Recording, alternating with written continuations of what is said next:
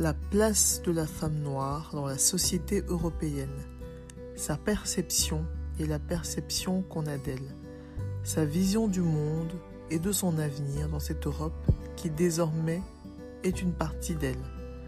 Voilà quelques-uns des sujets abordés avec les invités durant ce podcast. Nos discussions vont permettre la synthèse des points de vue, mais aussi mettre en évidence l'hétérogénéité de ce groupe. Le débat promet d'être critique, inspirant, sans langue de bois. Une vraie masterclass pour toute personne désireuse de faire bouger les lignes. Afropéenne.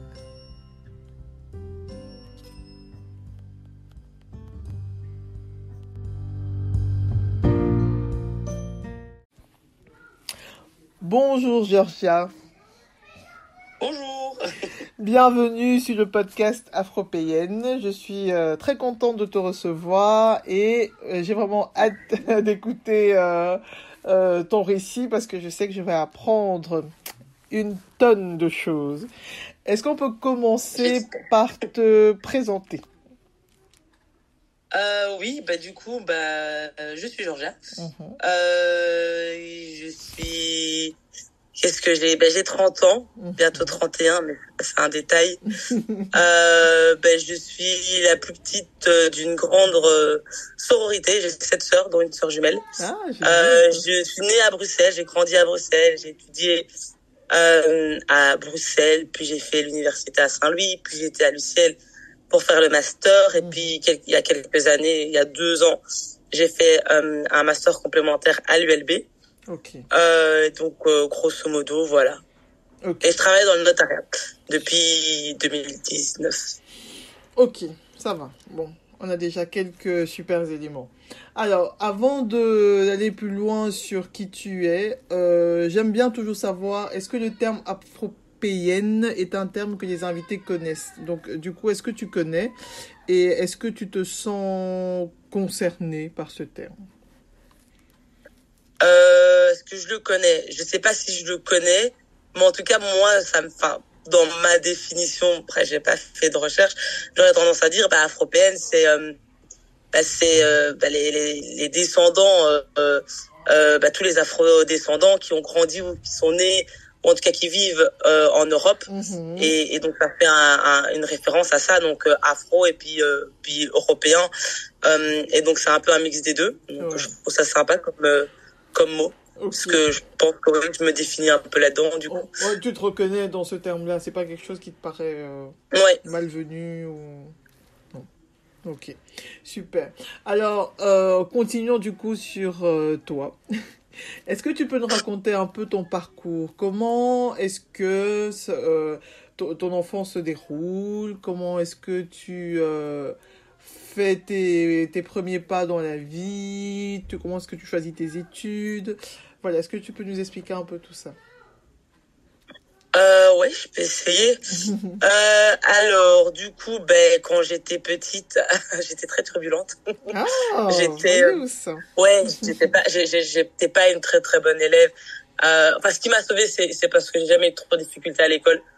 Globalement, ce qui m'a sauvée, mais qui a fait aussi que j'ai quelques difficultés. Je suis quelqu'un j'ai même dans mon travail, c'est ma plus grosse difficulté, c'est la précision et la rigueur, parce que j'ai toujours globalement jamais eu trop galéré dans les études.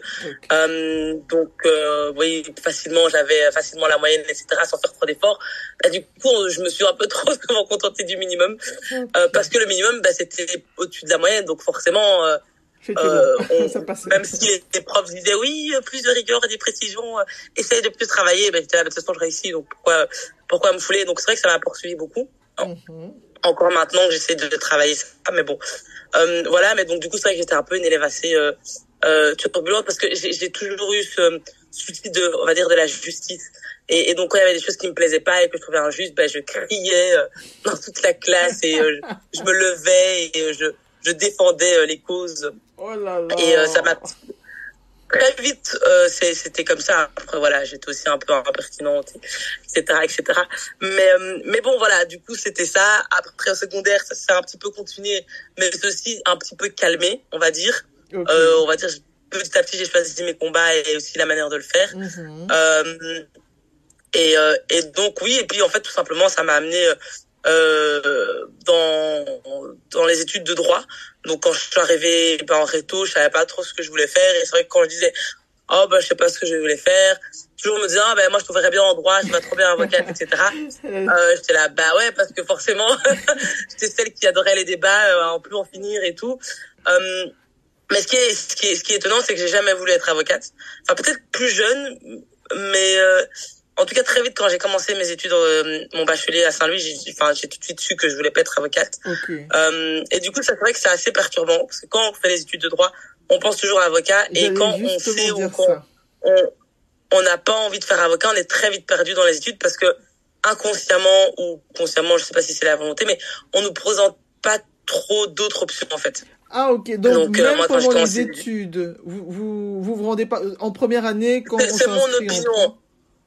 Ouais. Après, honnêtement, faut être honnête, je me suis jamais trop, voilà, j'ai fait mes études, sans réellement penser, on va dire, au lendemain, quoi. J'étudiais, je réussissais, et voilà, je savais que je voulais être avocate, mais dès que je suis arrivée en première bachelier, je me suis pas tout de suite projetée, ni en deuxième, ni en troisième, enfin, donc c'est aussi, je me suis peut-être pas assez intéressée, on va dire, dans mes études, enfin, je veux dire ça comme ça, parce que peut-être que les choses ont changé, ou peut-être que c'est juste moi, j'ai pas vu d'autres options, et j'ai pas vu les opportunités qui se présentaient, enfin en tout cas, je sais pas moi, les comment on appelle ça, les portes ouvertes ou des trucs comme ça. Mais c'est vrai que moi j'avais tendance à voir que même pendant les portes ouvertes, c'était Deloitte, les Big Four et les grands cabinets qui venaient se présenter, etc. Mais ça restait toujours très avocat, très juridique, juriste d'entreprise, fiscal, etc.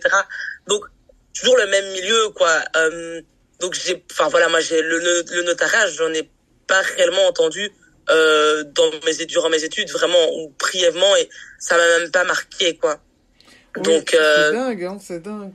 Parce que moi j'ai su que les études de droit menaient au notariat la première fois que j'ai eu affaire à un notaire, c'est-à-dire pour acheter.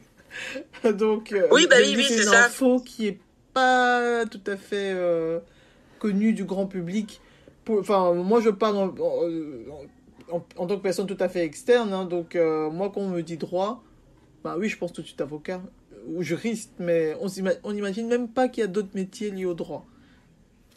Ouais, mais je pense que vraiment les gens s'imaginent pas, quoi. Mais donc du coup, oui, voilà, moi j'ai fait mes études, et je savais que je voulais pas être avocate, mais je savais pas ce que je voulais faire. Et puis après, j'ai fait mon master à l'UCL. Là, j'ai fait une filière droit humanitaire, et donc j'ai fait mon mémoire aussi là-dessus. Et donc c'est vrai que ça m'a plu, et donc j'étais là, oui, j'aime bien défendre les causes, etc. Voilà, l'une des raisons pour lesquelles je voulais pas être avocate, parce que pour moi le droit c'est pas la justice. Même si j'aime vraiment ce que je fais, j'aime vraiment le droit et j'aime vraiment apprendre. Clairement le droit c'est pas la justice, et quand t'es avocat, t'es souvent amené justement, les gens viennent chez toi parce que ils ont des problèmes. Les gens viennent pas chez toi parce qu'ils ont des bonnes nouvelles et parce que tout va bien dans leur vie. Et j'avais un peu le sentiment de me dire, voilà, en fait, je vais gagner ma croûte pour les problèmes des gens. Et je dis pas que c'est mal, hein, que les avocats, non, pas du tout, pas du tout dans ce sens-là. Mais moi, ça me déprimait un petit peu, quoi. J'étais en mode, je vais voir que des problèmes, ouais, c'est bon, quoi. Des dossiers, écrire des tartines et des tartines de conclusion. Voilà, ça me botte pas, j'aime pas, etc.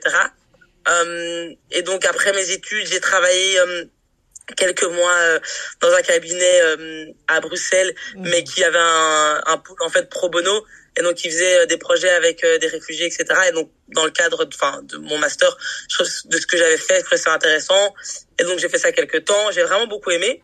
Et donc là du coup tu étais quoi, juriste? Juriste, ouais, juriste. Donc une fois que t'as fait tes études dans l'humanité. Oui, c'est une fois que t'as fait des études, t'as fait tes 5 ans de droit, t'es juriste, quoi. Oui. Et donc tu peux un peu travailler dans tout. C'était pas du tout le barreau. Donc non, je dis, si tu passes pas le barreau, t'es pas avocat, c'est ça. Oui, c'est ça. Donc pour être avocate, sauf erreur, donc t'as fait tes 5 ans d'études, et puis tu trouves un stage, et puis ouais, tu fais le stage de barreau 3 ans, et puis voilà, quoi. Et donc j'ai fait ça, et en fait, j'avais vraiment ce sentiment, le droit me manquait en quelque sorte. Je m'explique. Donc déjà, ouais, c'est aussi les avocats, c'est très c'est dans des domaines, quoi. Donc t'es avocat fiscal, t'es fiscaliste, t'es avocat droit d'entreprise, famille, etc. Après, chaque de c'est différent, j'imagine, mais c'est très dans un domaine très précis. Et moi, c'est vrai que comme j'ai beaucoup aimé mes études, ça me manquait un peu d'étudier un peu tout dans le droit, enfin le côté un peu voilà, tantôt civil, tantôt fiscal, tantôt famille, enfin le truc un peu plus, je voulais quelque chose de plus général. Bah, surtout que oui, droit des étrangers, c'est super bien, mais bon, en termes de, il y a pas plus figé entre guillemets, j'ai envie de dire, que le droit des étrangers, parce que forcément la Belgique est assez fermée là-dedans, enfin l'Europe tout simplement, parce que c'est beaucoup de lois européennes aussi. Et puis alors ouais, j'ai pensé au notariat, parce que je me dis, ah bah tiens, c'est très large, il y a tout, et quand j'y ai pensé, honnêtement, je savais même pas quoi exactement. C'est juste que je me dis, ouais, je sais même plus comment ça m'est arrivé à l'esprit cette idée. Mais comment honnêtement, je sais plus, je pense que je parlais avec une amie qui faisait aussi du droit. Et je sais plus, je pense qu'on en a parlé, elle m'a dit, ah ouais, c'est vrai que notariat, tu touches à tout. Je sais que tu touchais à tout sans réellement savoir exactement qu'est-ce que tu faisais exactement, quoi.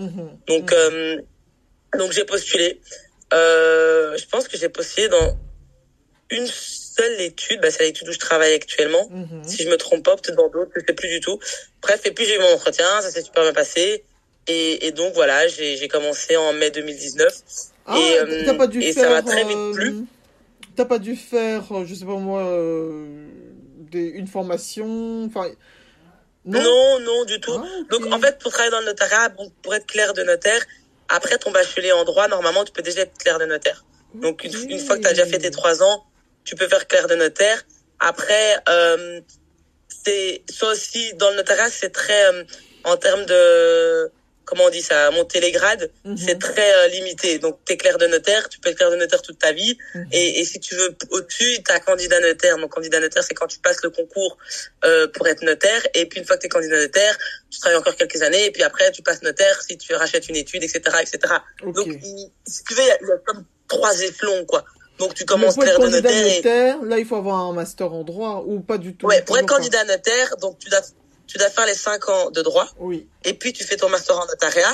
Et puis donc tu travailles dans une étude, tu fais 3 ans de stage. Donc moi là je suis à ma 2e année de stage, donc c'est un peu comme le barreau. C'est 3 ans de stage, mais tu fais, sauf que voilà, tu fais exactement la même chose que ce que j'aurais fait sans mes 3 ans de stage, quoi. Donc c'est mon travail habituel. Voilà. C'est juste que voilà, j'ai des petits rapports à rendre, j'ai 2 rapports à rendre par an. J'ai comment on dit ça, une interview une fois par an avec la commission pour voir comment ça se passe, blablabla. Et puis au bout des 3 ans, tu peux passer le concours qui se fait une fois par an, qui est assez difficile. Et si tu réussis le concours, t'es candidat notaire, donc t'es nommé par le roi. Et puis là, quand tu es candidat notaire, tu continues à travailler. Et puis si tu as l'opportunité de reprendre une étude ou de t'associer, bah là, tu deviens notaire, quoi. Ok, très bien. Bah, tu vois, là, premier préjugé déconstruit, c'est qu'il n'y a pas un nombre limité de notaires. Moi, j'ai toujours cru... Si, il y a un nombre limité, par contre. Parce que si tu as plusieurs candidats qui réussissent, enfin, si tu as tous les candidats qui postulent qui réussissent, bah, ils deviennent tous candidat notaire. Alors, du coup, si tu veux, quand tu passes le concours, il y a plus ou moins par an, je pense, 200 personnes qui le passent. Et en fonction de chaque année, ils ont un nombre de candidats notaires à nommer. Et donc, c'est vraiment un concours. Donc, les 20 premiers, des trucs comme ça. Et donc, par exemple, cette année, ma collègue a passé le concours et cette année, j'étais 48. Donc, il y avait 48, ils pouvaient prendre 48 personnes. Et en fonction des années, parfois, ils prennent 48 personnes, parfois, ils en prennent moins. Donc, parce que pour réussir le concours, tu dois avoir 60%. Et donc, si par exemple, l'année suivante, ils doivent prendre 20 candidats, mais il n'y a que 10 candidats qui ont 60% et plus, bah, ils prennent que 10 candidats. Ok, très bien. Et donc, il y a un nombre limité de candidats notaires qui sont nommés par an. Et après ça, une fois que tu es candidat notaire, bah, pour être notaire, il faut que des études se libèrent. Donc, les notaires qui partent en pension, ou alors des notaires qui s'associent. Et donc, si tu veux, il y a un certain nombre de notes. En fait, il y a un nombre limité d'études. Ok, oui, Et donc, d'études. il y a Oui. plus ou moins, je pense, je sais plus, je dirais 150 études Sur la Belgique. en Belgique. Mhm. Et donc, tu as 150 études, donc a priori minimum 150 notaires. Après, tu peux avoir des notaires associés. Et donc, dans une étude, tu peux avoir 3-4 notaires. Par exemple, Actalis, Notalex, des trucs comme ça. C'est des grandes études où ils sont 3-4 notaires. Et donc, il y a un notaire titulaire et puis il y a les notaires associés. Et ce qui fait que, par exemple, je crois, il y a plus ou moins 1500 notaires en Belgique. Lui-même n'est pas limité, mais le nombre d'études est limité. Je comprends. Quand tu es candidat notaire, bah, tu peux, oui, tu peux être pendant 5 ans, 10 ans, et rester comme, entre guillemets, candidat notaire parce qu'il n'y a pas d'études qui se sont libérées. Bon, évidemment, chaque année, ça se libère parce que les notaires sont vieux, ils prennent leur pension, etc. Mais oui, et puis voilà, t'as encore le fait de, il faut reprendre l'étude, donc il faut payer, etc. Enfin, donc c'est, grosso modo, c'est ça, quoi. Waouh, ok, c'est pas mal du tout. Ouais. Et donc, toi tu aspires à être candidat notaire, à reprendre une étude, c'est quelque chose qui te tente? Alors, candidat notaire, oui, parce que c'est une plus-value, parce que voilà, t'apprends plus et t'es mieux payé, etc. Enfin, d'échelon, voilà, c'est mieux. Après, être notaire, je ne sais pas encore. Okay. Être notaire, c'est être chef d'entreprise. C'est beaucoup de travail, c'est beaucoup de stress. C'est vraiment énormément de stress parce que voilà, on réalise pas, mais tu peux très vite tu peux faire des bêtes erreurs, mais qui peuvent avoir des grosses conséquences, mais surtout grosses conséquences financières. Et donc ouais, tu peux Ah, il y a un problème avec ton micro. C'est pas. Il y a un problème avec ton micro. De temps en temps, ça coupe. Oui, de temps en temps, ça coupe. Je sais pas pourquoi. Ah oui, attends, je vais checker. Ouais. Donc oui, c'est candidat, oui, notaire à voir. On verra avec au fil des années comment ça se passe. Okay. C'est vraiment cool. Ce que je fais, j'aime vraiment ce que je fais, mais être notaire. Enfin, quand je vois mon notaire, il est tout seul, il est notaire depuis 2016. Et après il a racheté l'étude, on a déménagé il y a 2 ans, donc il a un gros crédit, etc. Mais c'est pas l'éclate, quoi. C'est pas l'éclate, c'est réglé beaucoup. Voilà, c'est encore autre chose de ce que je fais maintenant, quoi. Et c'est autre chose que d'être candidat notaire. Donc tu prends moins de dossiers, tu prends quasi plus de dossiers, ou alors c'est que les gros dossiers qui traînent depuis 10 ans et que tu essaies de résoudre, que tu fais tard la nuit. Toute la journée, voilà, tu lis des actes, etc. Enfin, c'est pas, voilà, c'est à réfléchir. J'ai pas, c'est pas. Oui, donc au-delà de la responsabilité professionnelle, il y a toute la partie entrepreneuriale. Il y a le fait d'acheter une étude, de prendre un crédit, d'avoir des frais, des prêts à rembourser, d'avoir du personnel. Et puis voilà, moi je pars toujours j'ai quand même en tête que mon travail c'est pas ma vie. J'aime ce que je fais et voilà, je remercie Dieu parce qu'il y a énormément de personnes qui travaillent mais qui n'aiment pas ce qu'ils font. Moi j'ai la chance de vraiment aimer ce que je fais, mais je veux pas que ça prenne trop de place dans ma vie. Je veux que ça reste entre guillemets un plaisir et surtout que ce soit pas j'ai pas envie d'avoir la corde au cou, quoi. J'ai envie de profiter, de me dire voilà, quand j'aurai des enfants, quand j'aurai mon mari, pouvoir partir en vacances tranquille, pas rentrer tard, hyper tard, ou rentrer tôt mais continuer à travailler des heures et des heures après. Enfin voilà, j'ai envie d'une certaine qualité de vie qui fait que ça peut pas forcément, je pense pas que ça puisse réellement coïncider au métier de notaire. Après voilà, c'est pas une idée figée et ça peut évoluer, quoi. Ça peut évoluer. Ok, super. Alors, j'aimerais que tu nous éclaires un peu plus, parce que moi, un notaire, il y a encore quelques années, c'est le monsieur, tu vois, même pas la dame, le monsieur est blanc, chez qui on va quand on veut acheter un bien immobilier. Point barre. Le notaire, pour moi, se résumait à ça. Et donc, depuis quelque temps, je sais, j'ai rencontré une jeune clerc de notaire qui m'a parlé de plein de choses. Elle m'a raconté des... ah oui, si vous êtes en couple et que vous vous mariez pas, vous pouvez quand même venir signer. Enfin, elle m'a parlé de plein de documents qu'on pouvait signer. Elle m'a parlé d'héritage. Elle m'a parlé enfin, de plein de choses. Je suis là, ah tiens, vous faites autre chose que de l'immobilier. Et donc, est-ce que tu peux nous parler un peu de ce métier peu connu? Oui, alors oui, effectivement, essentiellement, ce qui voilà ce qui se fait tourner l'étude, c'est clairement l'immobilier. D'ailleurs, maintenant, c'est très calme, donc c'est ouais, c'est stressant. L'activité principale, parce que du coup, ouais, clairement, ouais, c'est les finances principales, c'est dans l'immobilier, clairement. Je veux dire, c'est 80. Ouais, ça dépend les études après, mais c'est vraiment plus de 60% minimum du chiffre d'affaires. Il y en a qui font quasi que de l'immobilier et du coup, par exemple, maintenant à cette période, bah stresse un peu parce que c'était en mode quand il y en a plus, quand le chiffre diminue, c'est inquiétant. Après, la bonne nouvelle, c'est que dans l'immobilier, ça reprend toujours, même si c'est plus calme. Enfin, les gens vont continuer à acheter en Belgique. Voilà, clairement, les Belges ont une brique dans le ventre, c'est pas pour rien. Quand on regarde en Belgique, c'est là où il y a le plus de propriétaires. Donc c'est essentiellement immobilier, mais effectivement c'est pas que ça. Il y a les succès. Ah, là ça a coupé.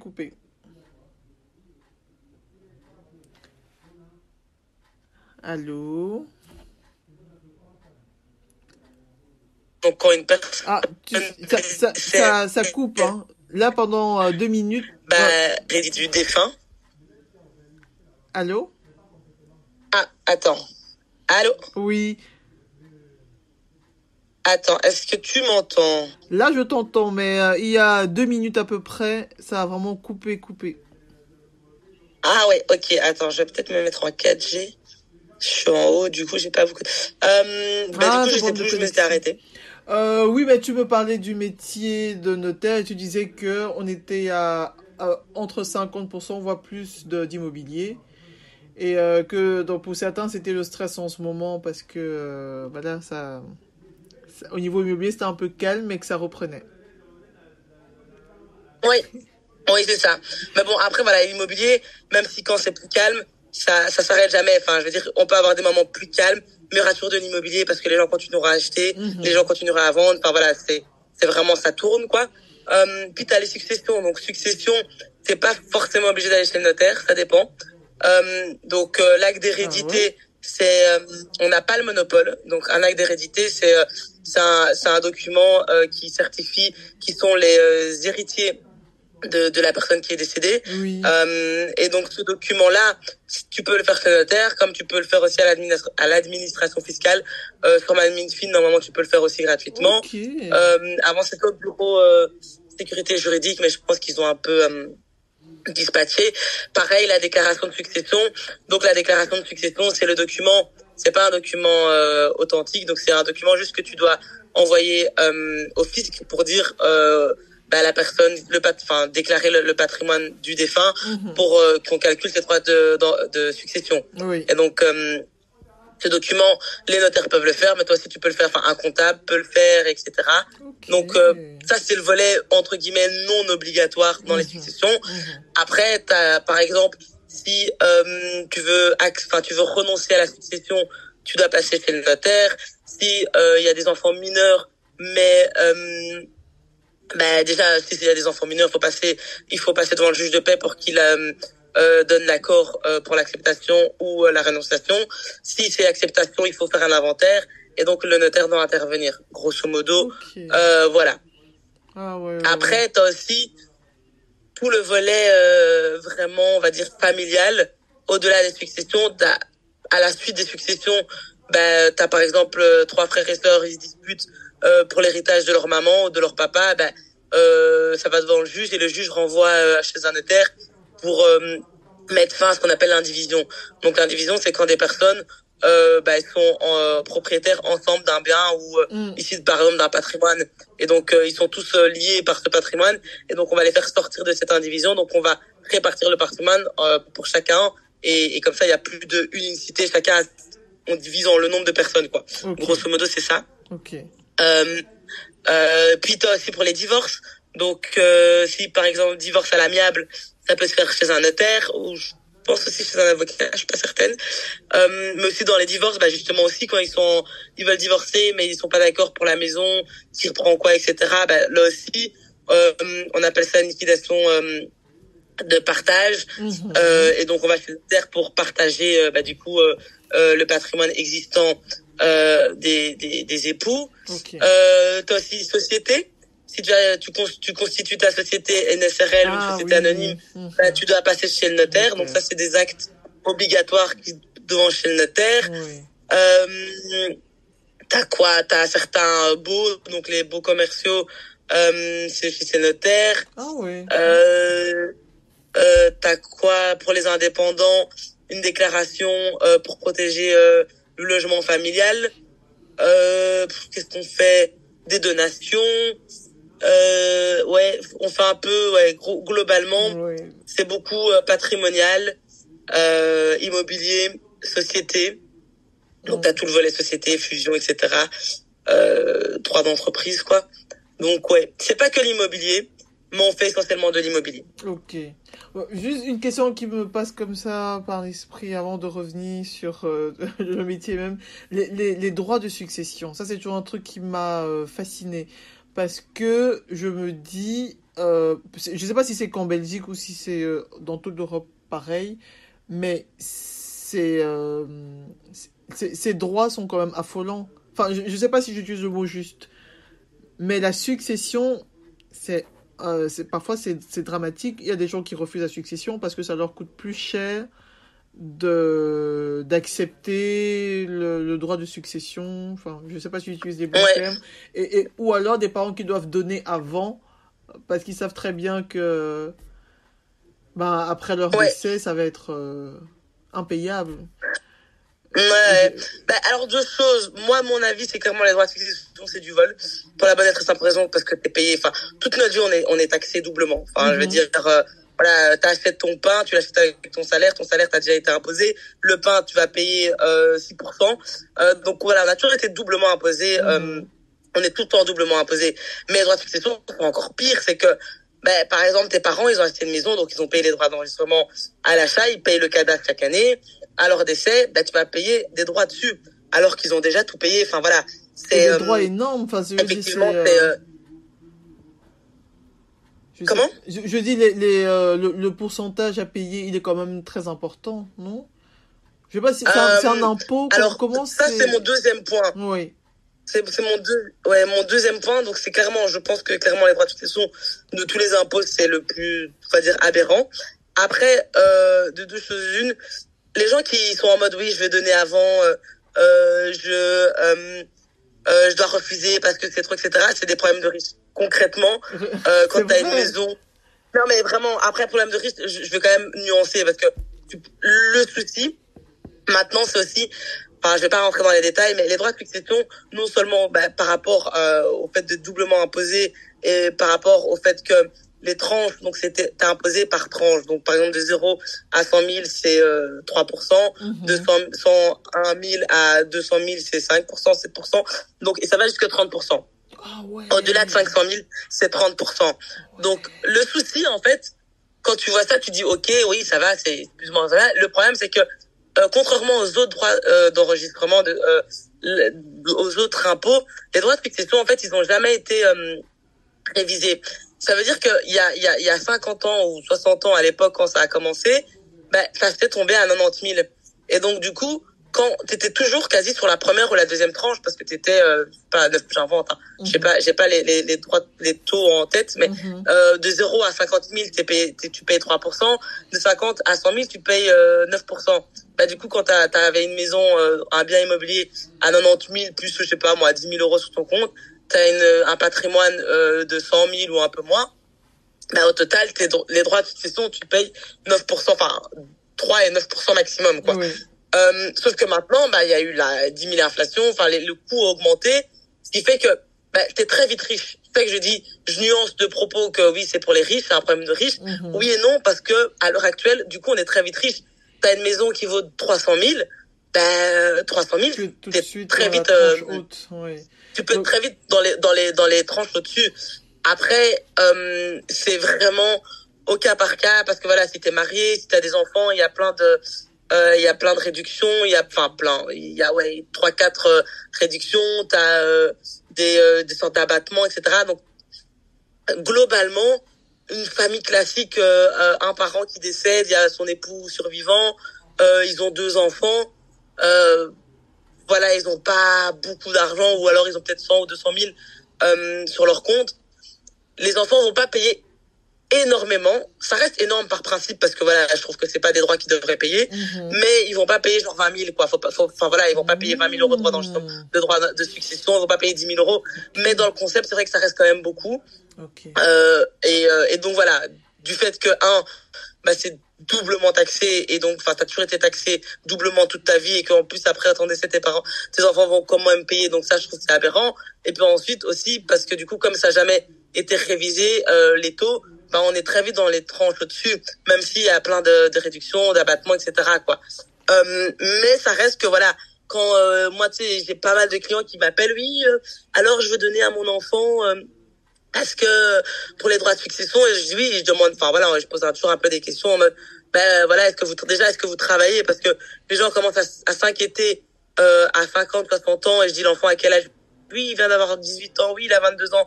T'es là, c'est un peu comme l'avion. Je veux dire, quand t'es dans l'avion avec ton enfant, on dit d'abord tu mets toi ton masque d'oxygène, et puis tu mets celui de ton enfant. Oui. Faut se protéger soi avant l'enfant, parce que si tu te protèges pas, tu pourras pas plus protéger ton enfant.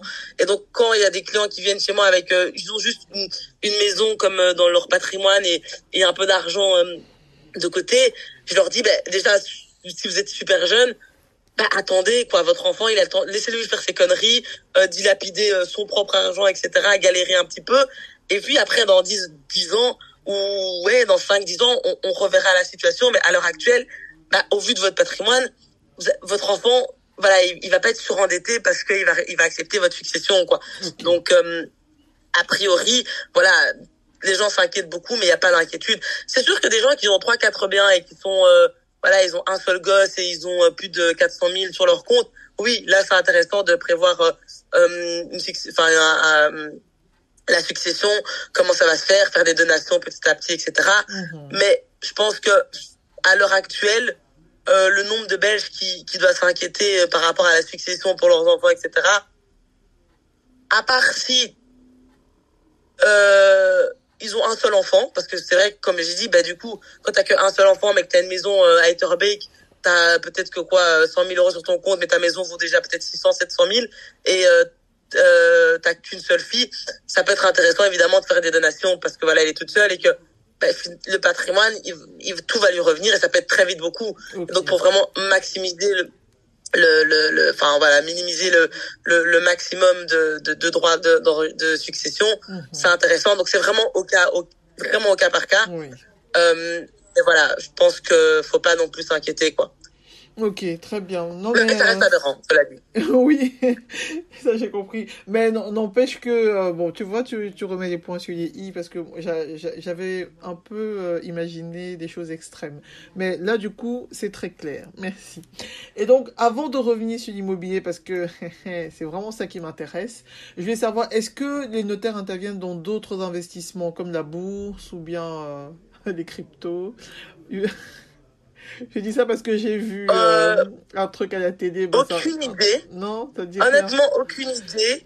Et je sais même pas, peut-être que je sais pas si c'est autorisé ou quoi. Ça dépend. Enfin, déjà, je m'y connais pas du tout en bourse ni crypto, donc je serais pas déjà de base, c'est des notions qui me sont assez vagues. Okay. Mais à titre privé, oui, peut-être. En tant que notaire, t'es une personne, je te dis que tu fais ce que tu veux de ton patrimoine.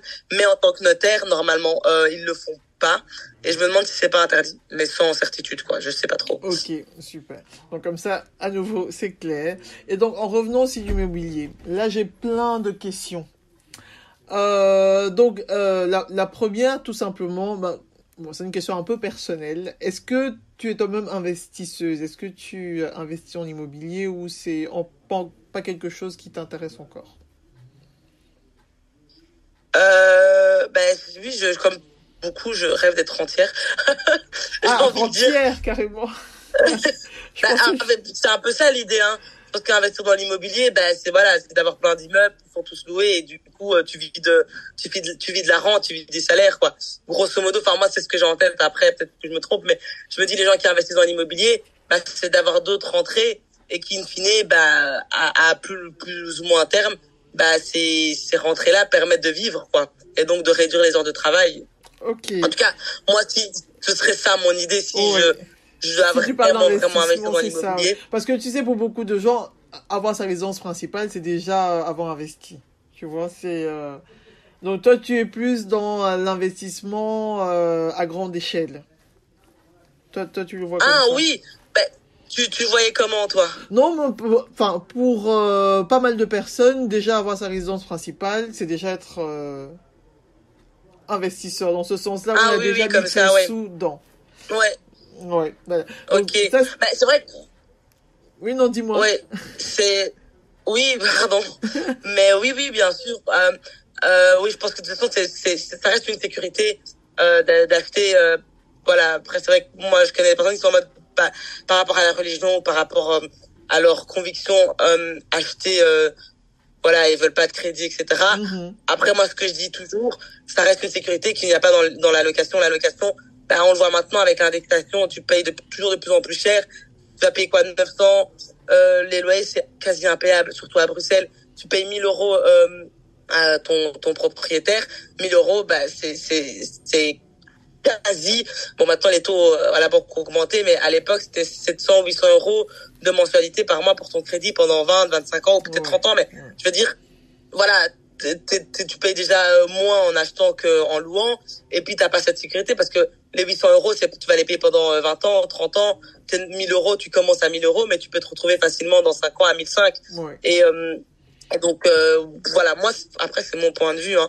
Mais donc, je pense que oui, comme tu dis, c'est toujours bien d'avoir son propre bien et puis aussi de pas... tu sais où va ton argent, tu dis, voilà, mon argent, dans 20 ans, 30 ans, ce bien m'appartiendra et je pourrais le revendre et voilà. Et pas louer et te dire que ça aussi, cette insécurité, le propriétaire, il revend le bien, le nouveau propriétaire, il veut habiter le bien, et donc il te donne un préavis de 6 mois, et donc toi, tu dois trouver autre chose. Mais quand t'as loué il y a 20 ans un loyer super bas et que tu ressors 20 ans après en 2023 avec des loyers qui sont mirobolants, t'es là en mode je vais jamais trouver parce que moi maintenant je suis à peut-être 700 euros de loyer et maintenant les loyers actuels sont au minimum 900, 800. Enfin, après ça dépend de la situation, mais si tu te retrouves avec des gosses, etc., c'est compliqué. Donc clairement, moi je pense que c'est clairement bien d'investir. Moi récemment j'ai acheté avec ma sœur, donc une maison de rapport. Et après voilà, moi c'est parce que voilà je voulais acheter et je trouve que c'est plus de sécurité, quoi. C'est plus safe. Ok, super. Est-ce que tu peux nous dire exactement comment intervient un notaire? Donc, quelles sont les différentes étapes pour l'achat de l'immobilier et comment est-ce que le notaire intervient dans tout ça? Est-ce que le notaire, c'est la personne sur qui on peut compter ou, ou est-ce que c'est une personne dont on doit... tu me diras non, évidemment. Mais moi, pendant longtemps, les notaires me faisaient un peu peur. Je dois t'avouer. Oui. Bon, alors déjà, quand t'achètes, t'es rarement en contact avec le notaire. Tu seras en contact avec un clerc de notaire. Donc, ton contact, c'est un peu le gestionnaire de ton dossier. Donc, le gestionnaire de ton dossier, c'est pas le notaire en général, c'est des collaborateurs. Et donc, les collaborateurs, t'es en contact avec eux du début jusqu'à la fin, et le notaire, tu le vois juste à la signature de l'acte. Il fait semblant de connaître, il fait semblant de connaître ton dossier, il a lu juste 5 minutes avant. Parfois, il a pas eu le temps de le lire et, il le parcourt en même temps, tu vois. Donc, d'ailleurs, il te pose des questions pour un petit peu, savoir de quoi on parle. Grosso modo, c'est ça. Des scènes quand tu dis ça. Ouais, non, vraiment, mais tu le vois, hein, franchement, si t'achètes, quand tu repenses à ça, tu sais que t'as ça en tête, tu sais direct capter que le notaire, en fait, il connaît pas ton dossier, il sait pas qui tu es, il sait pas ce que t'achètes, littéralement, tu vois. Donc, c'est en lisant, en fait, il lit lui-même, il te fait la lecture de l'acte, mais lui-même, il le lit pour lui-même, tu vois, donc, il découvre en même temps que toi. Donc, c'est vraiment ça, quoi. Et donc, c'est le gestionnaire qui s'occupe de ton dossier. Alors, t'as le côté, je vais mettre du côté où t'achètes, quoi. Donc, tu contactes, tu me contactes parce que t'achètes. Donc, soit tu me contactes directement, genre tu m'envoies un mail en me disant oui, j'ai fait une offre qui a été acceptée, donc tu m'envoies l'offre, tu m'envoies la carte d'identité et moi je prends en contact avec le notaire du vendeur. Ok. C'est le notaire du vendeur qui s'occupe d'abord du compromis. Le compromis, alors préambule. La vente a lieu dans le code civil. Une vente, c'est quoi? C'est un accord sur une chose et sur le prix. Donc c'est un accord entre deux personnes minimum. Donc il faut deux personnes et qui se mettent d'accord sur quoi? Sur ce qu'ils vont sur un objet, quelque chose, et sur ce prix. Okay. Et donc quand tu connais cette définition, la vente normalement elle a lieu au moment de l'offre. À partir du moment où tu signes une offre, t'es lié par ton engagement, t'es lié par la vente. Et l'idée en fait du notaire, son rôle en fait, c'est de sécuriser. Un notaire, c'est vraiment il sécurise ton achat et il donne une certaine valeur juridique à ton achat. C'est ça qu'on appelle l'acte authentique. C'est pour authentifier et en disant moi notaire, j'ai authentifié que un tel a acheté tel bien et un tel a vendu tel bien à telle personne. Mais globalement, la vente, elle se fait une fois qu'on est d'accord sur le prix, sur la chose, et qu'il y a deux personnes. Donc, et il y a même des ventes qui se font sans l'intervention du notaire. On voit ça beaucoup en Wallonie pour des terrains de ferme, etc. Ils se mettent d'accord ensemble et voilà. Maintenant, c'est assez rare à Bruxelles, quasi. J'ai jamais entendu, mais grosso modo, c'est ça.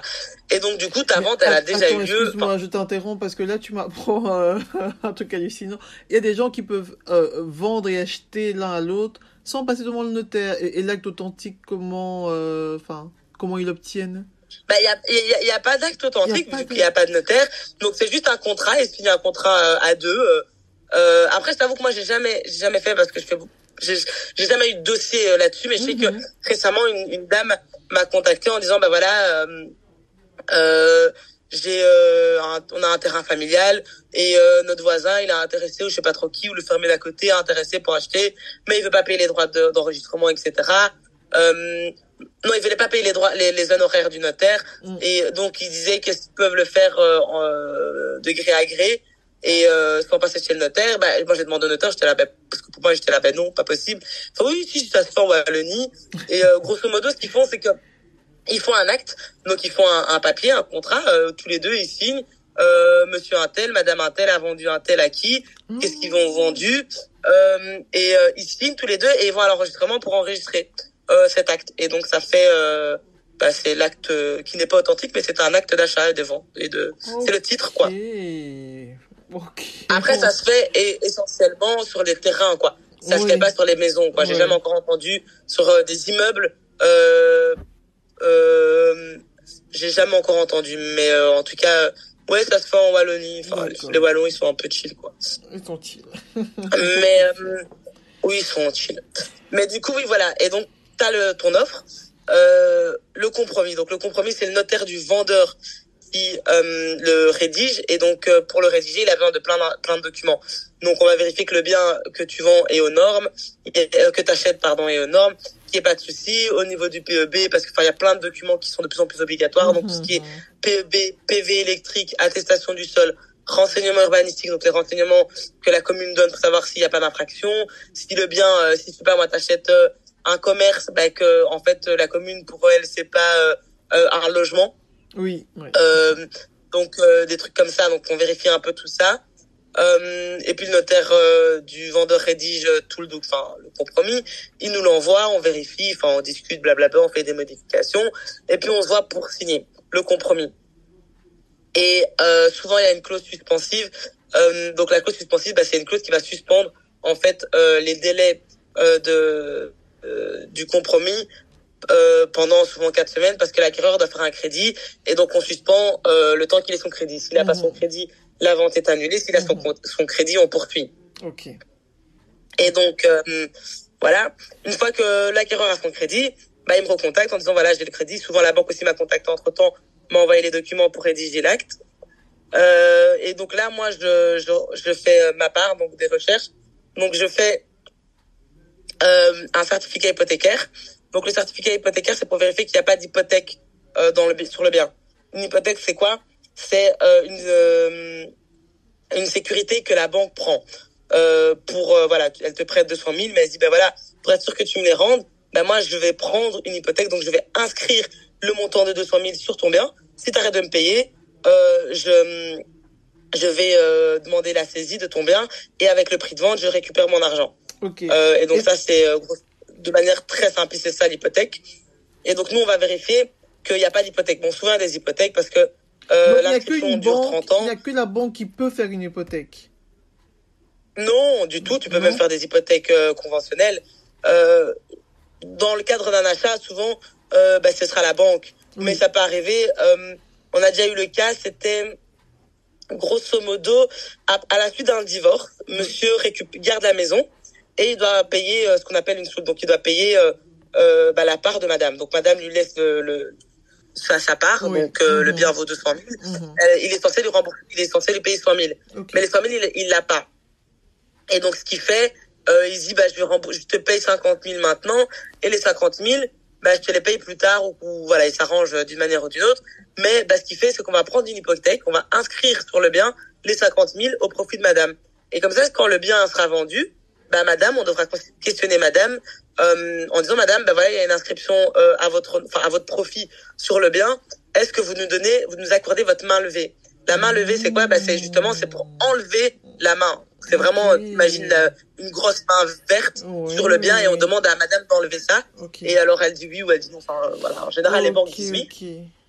Moyennant remboursement du coup de leur dette, quoi. Et donc l'inscription se fait au service des hypothèques qui est un service d'administration. C'est ça, voilà. Donc une fois que l'acte est signé, donc l'acte devant chez le notaire est signé, t'as tout le post-acte, donc tout ce qui est administratif. On envoie l'enregistrement, on envoie au bureau de l'admin pour enregistrer, et donc c'est là où on paye les droits d'enregistrement. On envoie à l'admin des hypothèques pour reprendre l'inscription, et donc il y a tout ça qui se fait, quoi. Okay. Et donc voilà, ça c'est la première chose que en tant que notaire acquéreur tu fais pour préparer l'acte final. Une autre chose, c'est que tu fais les notifications fiscales et sociales, et ça c'est très important parce que les gens ne le savent pas. Quand tu achètes et quand tu vends, t'as intérêt à ne pas avoir de dette à l'égard de l'État. Pourquoi? Parce que nous, on a l'obligation de contacter les administrations et leur dire, madame vend son bien. Est-ce que elle a des dettes? Donc, concrètement, c'est quoi comme dette? Tu payes pas tes impôts, tu payes pas, t'as une amende routière, tu la payes pas, t'as une voiture, tu payes pas le truc, la circulation. La taxe de circulation, etc. Donc, tout ça, c'est des petits trucs, des amendes de 50 €, etc. Des amendes communales, tous ces petits trucs, les amendes, toutes tes dettes fiscales et sociales, parce que tu es indépendant, tes cotisations sociales, tu les payes pas, ça va retomber, ça va ressortir. Donc tout ça, moi je dis toujours aux gens, j'espère que vous n'avez pas de dette, parce que ça va ressortir. Non seulement ça va ressortir, mais nous on a l'obligation de les payer.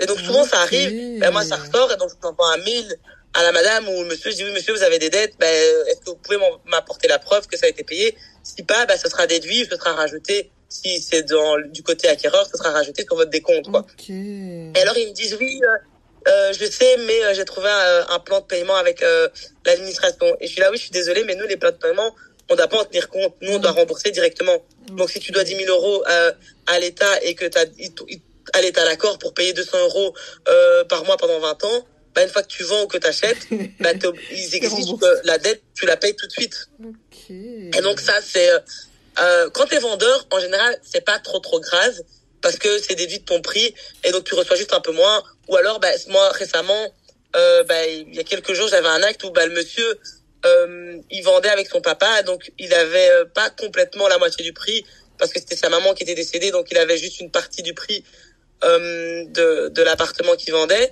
et il avait des dettes plus gros, qui étaient au-delà de ce qu'il devait recevoir, et donc on a dû payer ses dettes avec la part de son papa, donc faire une reconnaissance des dettes, etc. Mais donc du côté vendeur, le pire truc qui puisse arriver, c'est que le prix de vente ne suffise pas à payer les dettes, quoi. Ok, mais du côté acheteur, c'est chiant parce que du coup, imagine t'achètes ton bien à 200 000, t'as en tout et pour tout avec ton crédit, ça fait, je sais pas moi, 225 000. T'as déjà payé 10 000 € d'acompte. Il te reste, la banque versera 200 000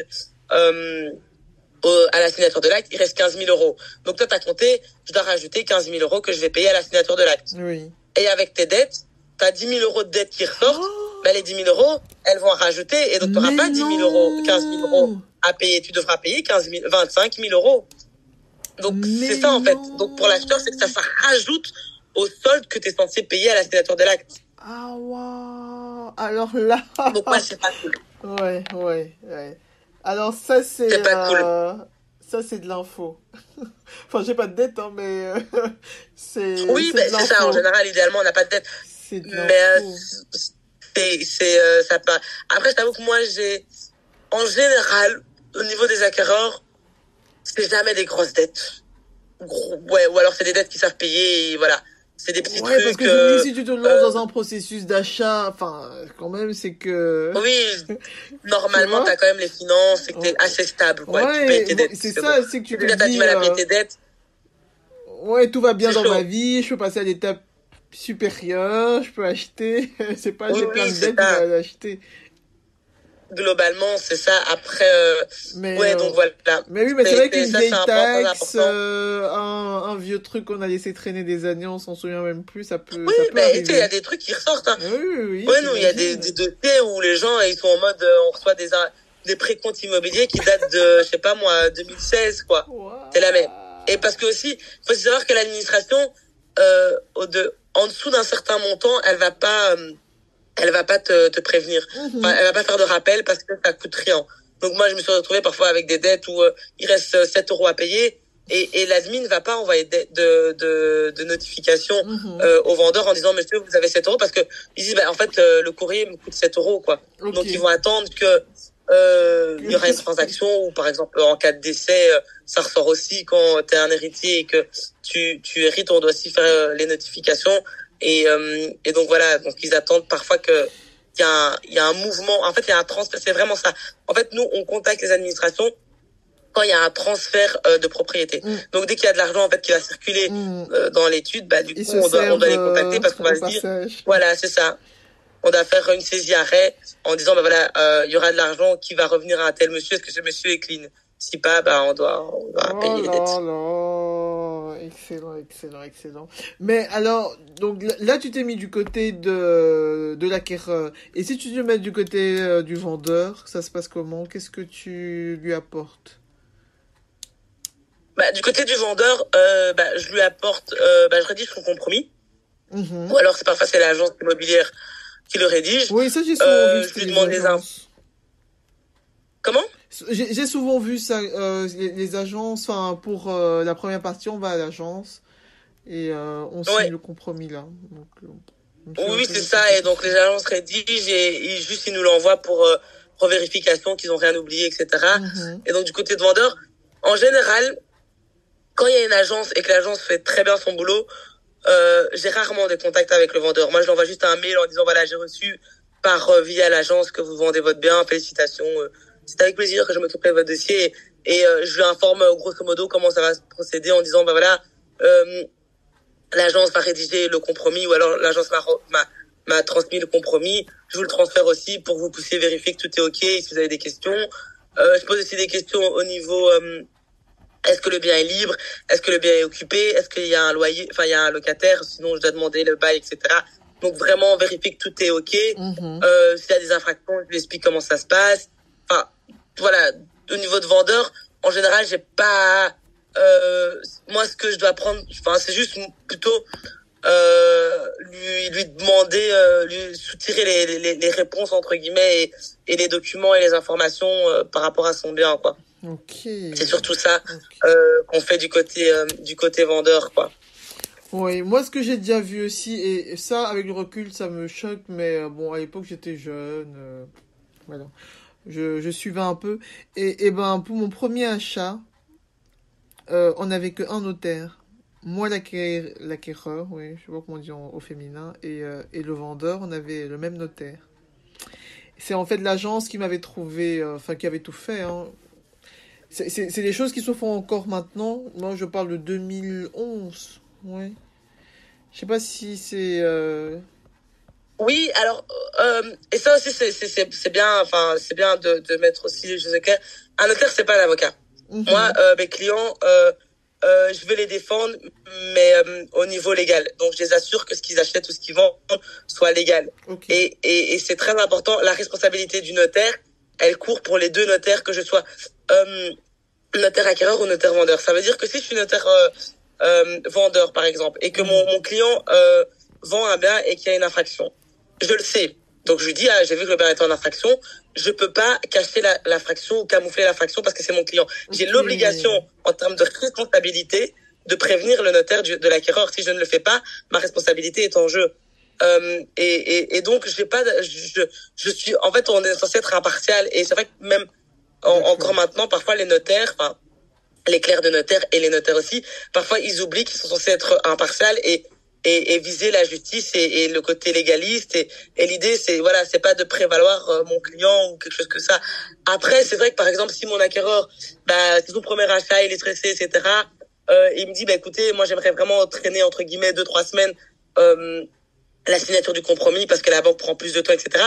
Là oui, je vais essayer de faire traîner les choses parce que je me dis bon, c'est pas illégal et il y a rien de mal et c'est une faveur entre guillemets que je fais au client, mais qui n'est pas non plus en défaveur par rapport au vendeur. Enfin, ça va pas poser ça va pas poser problème ou mettre en porte-à-faux le vendeur ou voilà, c'est des trucs bidons ou alors négocier pour je sais pas moi, pour le vendeur qui puisse rester plus longtemps dans le bien après la signature sans devoir payer une grosse indemnité ou voire pas du tout d'indemnité. Enfin, tu sais, c'est des petits trucs comme ça, ok, on le fait, mais tout ce qui est juridique, etc., on est censé être impartial. Et c'est vrai que les notaires, parfois, on l'oublie. Et donc, avoir un notaire qui, pour les deux parties, moi j'ai déjà eu souvent ça dans des dossiers, il n'y a aucun problème. L'information que je donne à l'acquéreur, quand ça me concerne, je lui donne juste à lui. Quand ça concerne que le vendeur, je donne aussi juste au vendeur. Mais globalement, il y a pas de secret. Enfin, je veux dire, s'il y a une infraction, de toute façon, même s'il y avait un autre notaire, je l'aurais dit aussi. Donc, c'est, il y a rien de mal à avoir un seul notaire. Et parfois, je trouve que même parfois c'est mieux parce que ça va plus vite. Okay. Parce que c'est vrai qu'avoir deux notaires, en fait, c'est juste des intermédiaires. Imagine, tu dois parler à ta voisine, mais pour parler à ta voisine, tu dois parler à l'autre voisine qui est à gauche. Et donc tu dis l'information à celle qui est à gauche, elle va dire à celle qui est à droite, et puis ça revient chez celle qui est à gauche, et puis ça revient chez toi. Enfin, parfois ça prend du temps parce que les collaborateurs les deux doivent prendre des vacances. Oui, c'est ça. Il faut attendre que les deux notaires soient dispo. Oui, et puis même en termes d'infos, parfois c'est donc moi j'ai l'information, je vais la transmettre au collaborateur, le collaborateur, le temps qu'il me réponde, qu'il transmette à son client. Enfin, même parfois moi je dis au client, contactez l'agence pour demander à l'agence le numéro du vendeur ou de l'acquéreur, communiquez ça entre vous, parce que je leur dis, ça aide pas toujours d'avoir des intermédiaires, parfois pour des petits trucs, et c'est plus facile. Donc mais c'est vrai que les gens, ils sont toujours en mode oui, mais on peut pas avoir le même notaire. Si tu peux avoir le même notaire, ça change rien du tout. Ouais, normalement, à l'époque, j'avais eu l'impression changer. Ouais, j'avais eu l'impression que j'avais pas été que ça m'avait pas été favorable, mais je pense que surtout je connaissais pas bien le sujet, je connaissais pas mes droits et que j'ai pas peut-être posé les bonnes questions, j'en sais rien, mais oui, c'est vrai que mais après voilà, c'est clairement possible, hein. C'est possible que, comme je te dis, les notaires soient un peu parfois ils prennent un parti pris consciemment ou inconsciemment, hein, ça dépend. Peut-être parce que voilà, lui de base il est notaire du vendeur et il a toujours travaillé avec le vendeur et puis du coup c'est l'agence qui a ramené l'acquéreur et donc il connaît pas trop l'acquéreur et donc il va être plus distant ou enfin ça peut arriver, hein, mais normalement ça devrait pas arriver. Ça devrait pas. Eh ben justement, en parlant de choses qui ne devraient pas arriver, j'espère que je vais pas rentrer dans des sujets trop touchy, mais autour de moi, j'ai quand même quelques personnes qui ont des soucis, qui ont eu des soucis avec leur achat. Je vous donne 2 exemples. Donc, j'ai mon comptable qui a une cliente qui a acheté un bien. Bon, on va reparler de la Wallonie, que les Wallons ne se sentent pas vexés, parce que je suis sûr que ça aurait pu arriver n'importe où d'autre.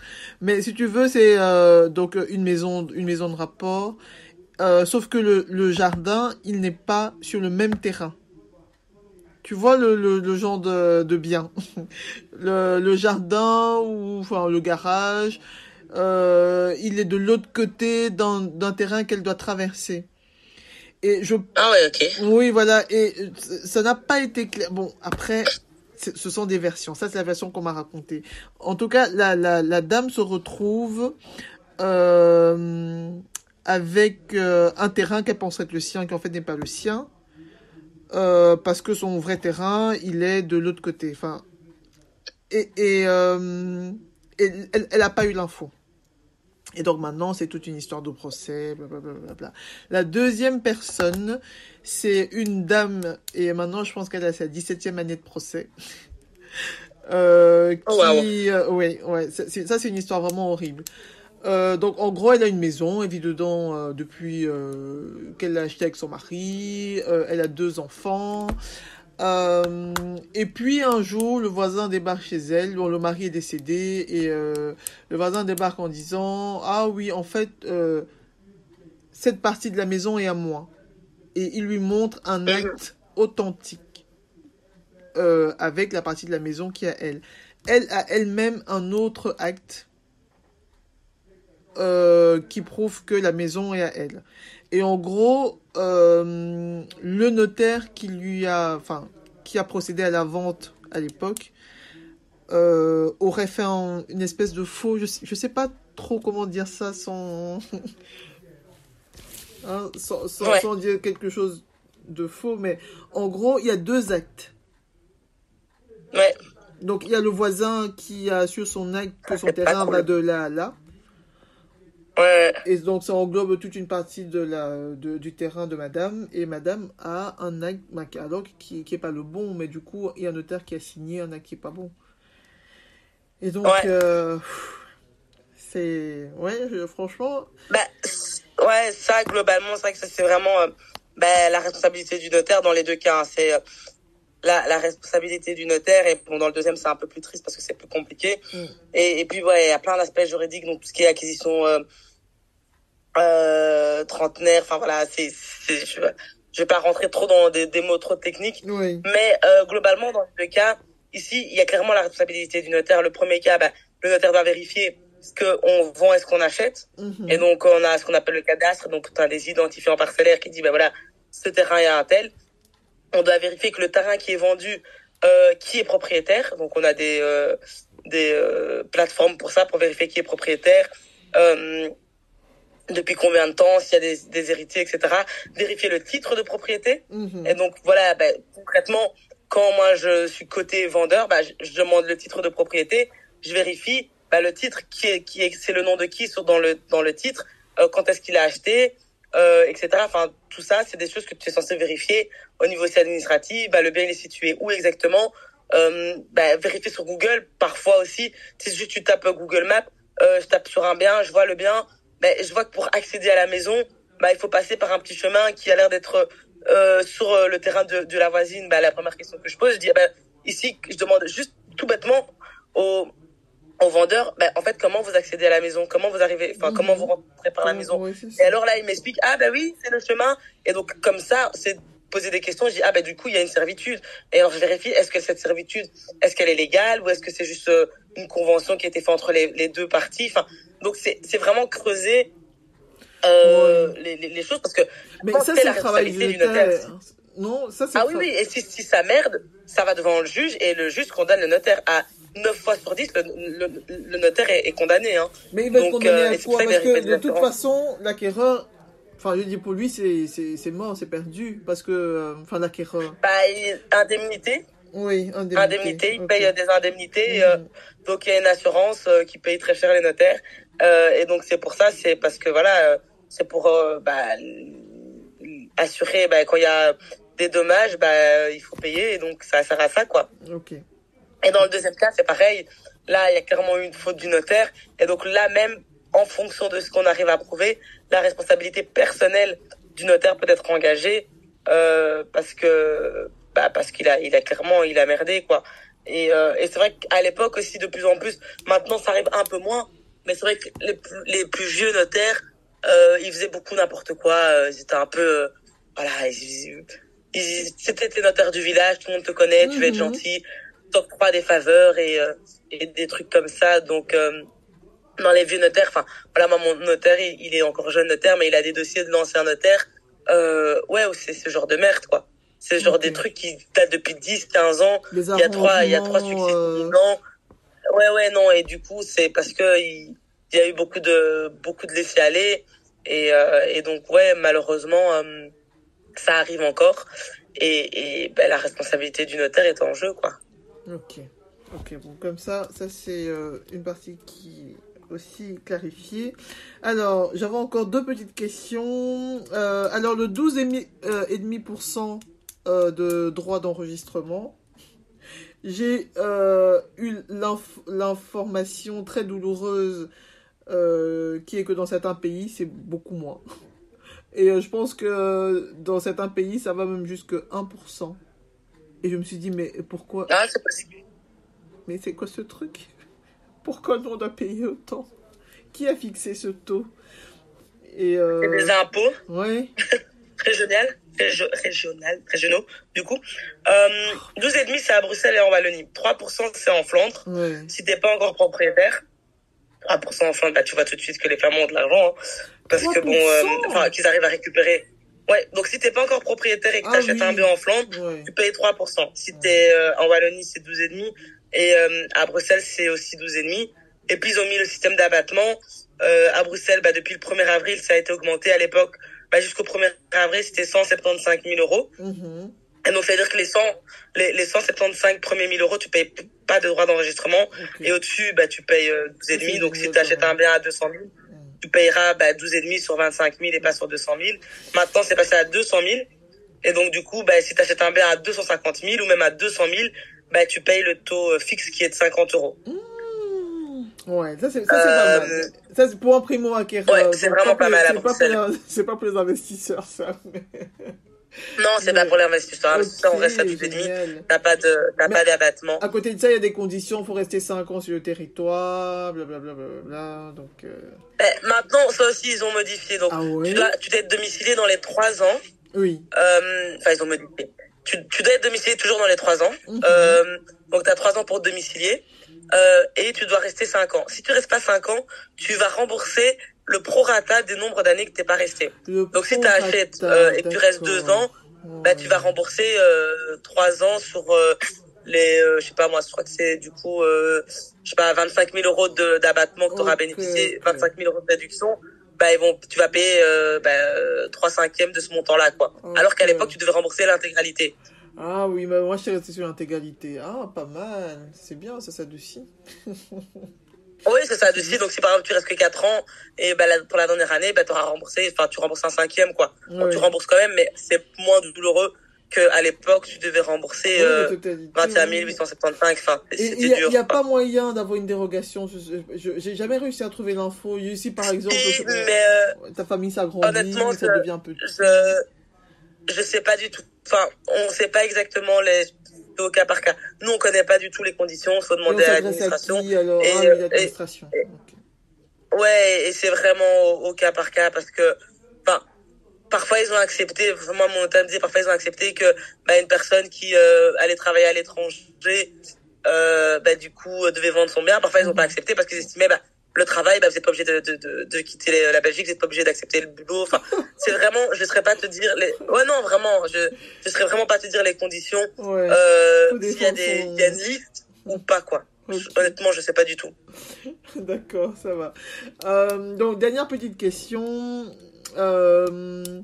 Bon, je te suis sur LinkedIn, ça tu sais, vu que c'est comme ça que je t'ai contacté.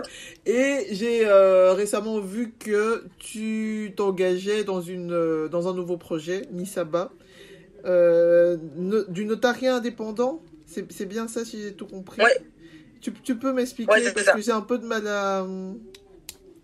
à voir comment tu fais du notariat de façon indépendante. En fait, si tu veux, donc moi depuis 1 an, je suis passée indépendante. Donc je fais la même chose mais en tant qu'indépendante. Donc je facture mon notaire. Donc c'est plus mon patron, mais c'est mon client entre guillemets. Et donc Nisaba, en fait, c'est l'idée de génie qu'une jeune femme a eue, qui a travaillé longtemps dans le notariat et qui le notariat, c'est un milieu qui est très très peu flexible. Donc c'est des horaires globalement de 8h30 à 17h. Voire 9, 18, t'as 20 jours de congé par an. Au bout de 5 ans, t'as 1 jour en plus. Et donc ouais, c'est assez peu flexible. Et donc tu dois toujours travailler depuis ton bureau. Maintenant, grâce au Covid, on découvre qu'on peut faire du télétravail, donc c'est génial. C'est clair. Mais bon, tous les notaires ne sont pas friands du télétravail. Et donc elle était, enfin, je crois qu'elle avait essayé de faire le concours elle a essayé 3 fois et elle a raté. Puis entre-temps, son mari devait aller travailler aux États-Unis. Et donc elle est partie, enfin, elle l'a suivi et elle a pensé au fait, en fait, c'est quand même dommage de pas, enfin voilà, elle aimait bien ce qu'elle faisait, de pas avoir en sorte de continuer à travailler, mais en étant détachée, d'une part détachée au niveau territorial, donc travailler depuis de l'autre côté, et puis aussi détachée en disant, j'aide en fait des notaires dans des missions. Donc c'est-à-dire un notaire, il travaille avec 2 collaborateurs, il y a l'autre qui est enceinte et qui prend en congé pendant 3 ou 6 mois et il a besoin d'un renfort que pendant 6 mois et il veut pas engager quelqu'un dans des nouveaux contrats qui sont lourds, etc. Elle s'est dit voilà, moi je peux remplacer. Ou alors souvent, par exemple en Wallonie, il parle pas néerlandais. Du coup, il y a un client au notaire qui achète en Flandre. Du coup, le notaire ne parle pas néerlandais et donc elle est bilingue. Donc elle se dit voilà, moi je peux m'occuper de ce dossier-là parce que pour vous alléger, etc. Tu vois. Et donc c'est comme ça que lui est venue l'idée de créer cette entreprise Nisaba. Donc Nisaba, c'est une entreprise qui travaille avec des juristes indépendants et qui propose des services aux notaires. Et donc les notaires contactent Nisaba en disant voilà, j'ai telle mission, j'ai besoin d'un renfort pour autant de temps, etc. Et alors il y a une plateforme, c'est distribué à tous les juristes, enfin tous les juristes indépendants en disant voilà, il y a telle mission par exemple un notaire cherche quelqu'un pour rédiger l'acte de donation ou pour une vente ou s'occuper de la vente ou une succession, etc. Et le juriste prend la mission, travaille en indépendant, donc il travaille chez lui, il prépare tout le dossier et puis il renvoie au notaire et puis voilà. Donc grosso modo c'est vraiment le côté indépendant, c'est que tu travailles sur des dossiers et pas on va dire, dans une étude fixe, etc. quoi. Ah ouais, c'est pas mal. C'est franchement ça. Et personne n'y avait pensé avant. Ouais, franchement, j'étais étonné. Franchement, moi, je suis là depuis pas longtemps, du coup. Et quand je parlais avec elle, je disais, mais c'est fou parce que, elle a eu un peu le même parcours, j'imagine, que toutes les personnes qui sont chez Nisaba aussi. Enfin, on n'est pas beaucoup, hein, c'est, je crois, une dizaine. On a tous eu ce côté un peu, manque de flexibilité. Et ce côté, j'aime ce que je fais, mais si j'avais la possibilité, de pouvoir travailler ailleurs, parce qu'au final, moi, mon boulot, il faut juste une connexion Internet et voilà, mon cerveau est, voilà, en pleine forme et voilà, j'ai pas besoin de grand chose. Donc, être partout ailleurs et pouvoir prendre des missions, continuer à travailler sur ce que je fais, enfin, sur ce que j'aime, sans être dans un bureau de 8 à 17 et choisir quand est-ce que je fais ce travail-là. Et pas dire de 8 à 17, tu vas travailler autant pendant 7 heures toute la journée sur ce dossier. Et si je vais travailler 2 heures aujourd'hui, 3 heures ce soir et 5 heures demain, je le fais, quoi. Tant qu'on me donne une deadline et que je respecte la deadline, voilà, si le travail est fait, c'est le plus important. Et donc, je trouve ça vraiment génial qu'elle ait pensé à ça, quoi. Ah, génial. Non, franchement, les entrepreneurs n'arrêtent pas des idées. Et c'est quoi, c'est une start-up ou alors, je sais pas, c'est juste une entreprise? C'est une SRL, oui. C'est une SRL, je sais pas combien d'années ça, mais donc c'est une SRL et je pense que voilà, ça va aller de plus en ça va prendre de plus en plus d'ampleur à mon avis. Pourquoi? Parce que le milieu, du fait que maintenant l'immobilier stagne un petit peu, par rapport aux notaires, ils veulent, enfin voilà, il y a eu quand même pas mal de licenciements depuis le Covid. Oui. Ah oui, dans votre domaine, ok. Oui, parce que des notaires qui, avec le Covid, tout a stagné pendant 2 ans et puis maintenant avec l'inflation, etc. Leur chiffre d'affaires a complètement diminué. Il y a eu une réforme aussi récemment en janvier qui a entre guillemets réduit les honoraires des notaires et donc du coup tout ça mis ensemble fait qu'il y a des notaires qui leur chiffre d'affaires a diminué beaucoup ou plus ou moins beaucoup et donc qui ont dû licencier ou alors ils hésitent à engager et du coup ils prennent des dossiers perso donc genre eux-mêmes ils travaillent sur les dossiers alors que en général les notaires ne travaillent pas sur les dossiers et donc ils font le côté gestionnaire mais ils veulent pas engager parce que t'as tout le côté lourd du contrat. Et donc, ils délèguent chez Nisaba en disant, voilà, moi, j'ai pas le temps de m'occuper de ces dossiers. Par exemple, nous, à l'étude, mon notaire, pendant tout un temps, les successions, on en avait beaucoup trop et, ça nous saoulait, quoi. Et donc, du coup, jusqu'à présent, toutes les successions, il les refile à Nisaba, quoi. Il dit, voilà, il s'occupe de... Donc, à l'étude, on fait quasi plus de successions, parce que c'est Nisaba qui fait quasi toutes nos successions, quoi. Et donc, du coup, je pense qu'avec la situation actuelle, il y a des notaires qui hésitent à engager et donc Nisaba, ça peut être une bonne option quand ils sont dans des rushs. Et puis aussi, maintenant, le fait que, voilà, on est en Belgique, il y a 2 langues, il y a des gens qui se dispatchent de plus en plus, qui bougent de plus en plus. Donc t'as des Wallons qui veulent acheter à Bruxelles et qui veulent acheter en Wallonie et en Flandre, pardon. Et donc du coup il y a pas la langue. Les notaires wallons ils parlent pas le néerlandais, très peu en tout cas parlent le néerlandais. Et donc du coup ils se retrouvent avec des dossiers qui connaissent pas la langue, ils savent pas gérer, quoi, ils savent pas vérifier si tout est correct, etc. Et donc du coup ils font aussi appel à Nisaba. Et donc je pense que avec le temps ça peut bien grandir, quoi. Ok, génial. Comme quoi ça n'arrête pas.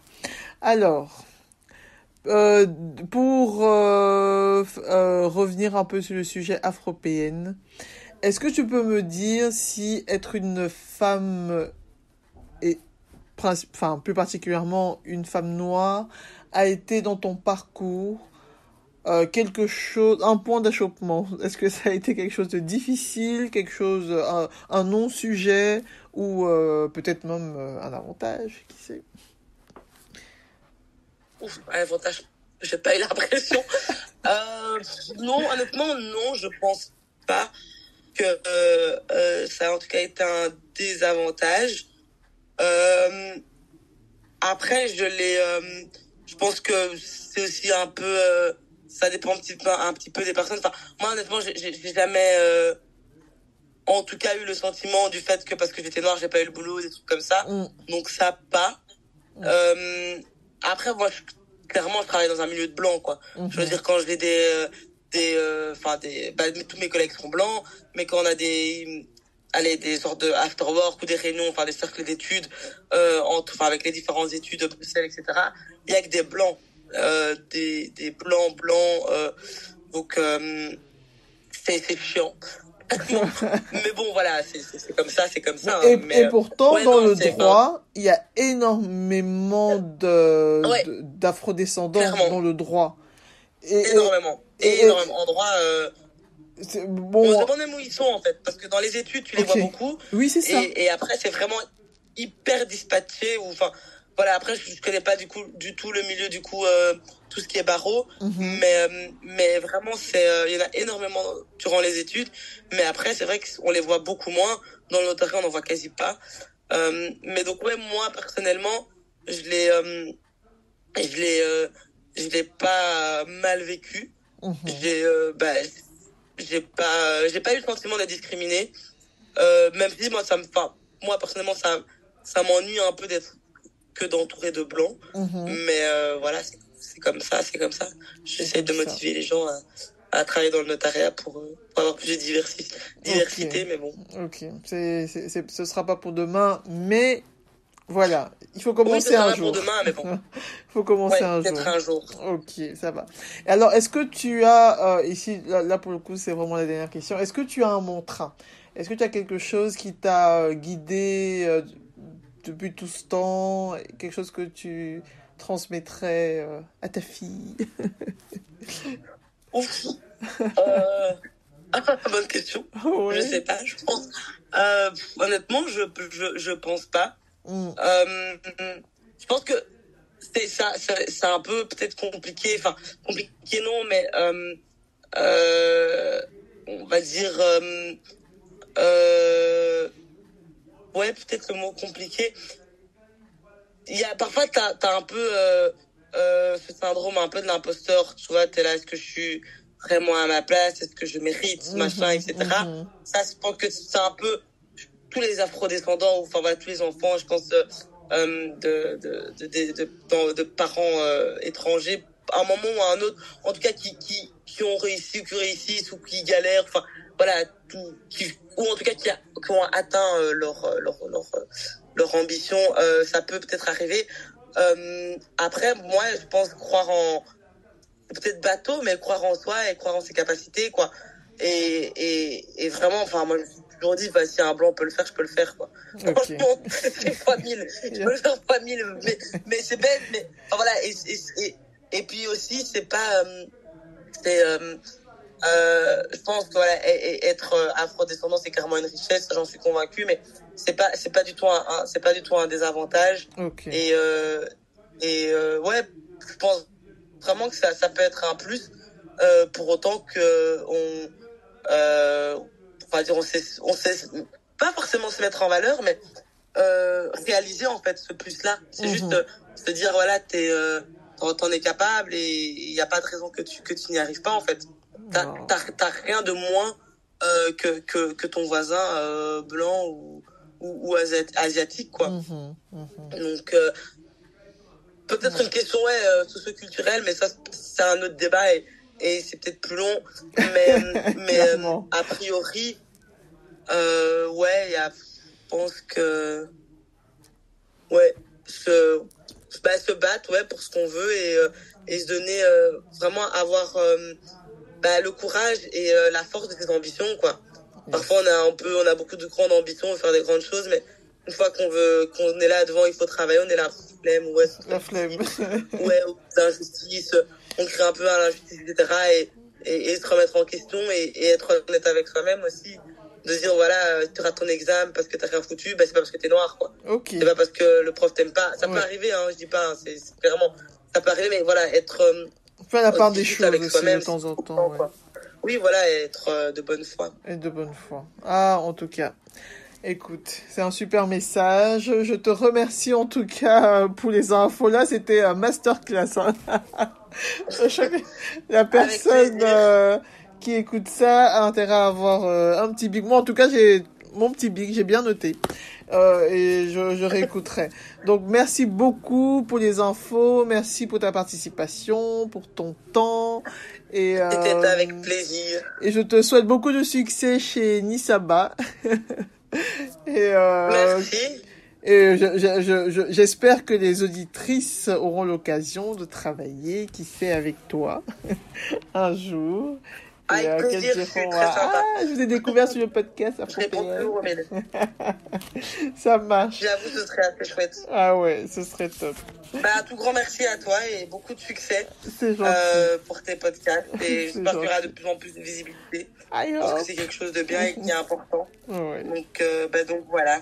Merci beaucoup. Écoute, passe une bonne soirée. Bonne continuation pour toi. Toi aussi. Bye. Merci. Allez, bye. Voilà les amis. J'espère que l'épisode vous a plu et que le podcast vous inspire autant que moi. N'hésitez pas à soutenir le projet en vous abonnant et en partageant les audios avec votre entourage. Laissez des commentaires et plein d'étoiles. Et à très vite pour un nouvel épisode. Ciao!